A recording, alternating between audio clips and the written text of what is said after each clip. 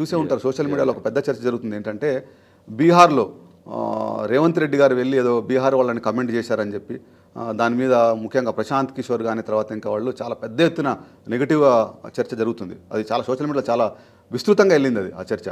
మరి ఇటువంటి తరుణంలో ఈ Jubilee hills election result BRS కంటే కూడా కాంగ్రెస్కి చాలా ఇంపార్టెంట్ ఎలక్షన్ ఇది.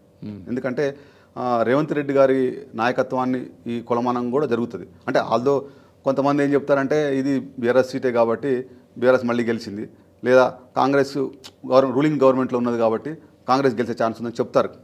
కానీ ఈ డిఫరెంట్ స్పెక్యులేషన్స్ పక్కన పెడితే ఓవరాల్గా ఒక అకాడమిక్ పాయింట్ ఆఫ్ వ్యూలో చూస్తే, విశ్లేషణ పరంగా చూస్తే మనకి ఈ ఎలక్షన్ ఒక రిజల్ట్ అనేది రేవంత్ రెడ్డి గారికి ఆ లీడర్షిప్ని స్ట్రెంథెన్ చేస్తుంది గెలిస్తే మాత్రం.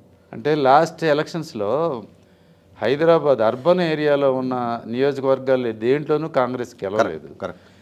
తర్వాత మొన్న ఉప ఎన్నికల్లోనే మన కంటోన్మెంట్లో గెలిచారు.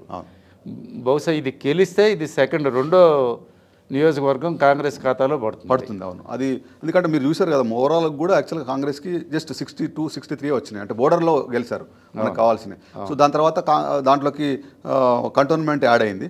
ఇప్పుడు ఇది యాడ్ అయితే ఒకవేళ మళ్ళీ స్ట్రెంథెన్ అవుతుంది. కానీ అంత ఈజీ ఎలక్షన్ అయితే కాదు సార్, ఎవరికి కూడా బీఆర్ఎస్ పార్టీకి అంత ఈజీ ఎలక్షన్ కాదు, at the same time Congress పార్టీకి కూడా అంత ఈజీ ఎలక్షన్ కాదు.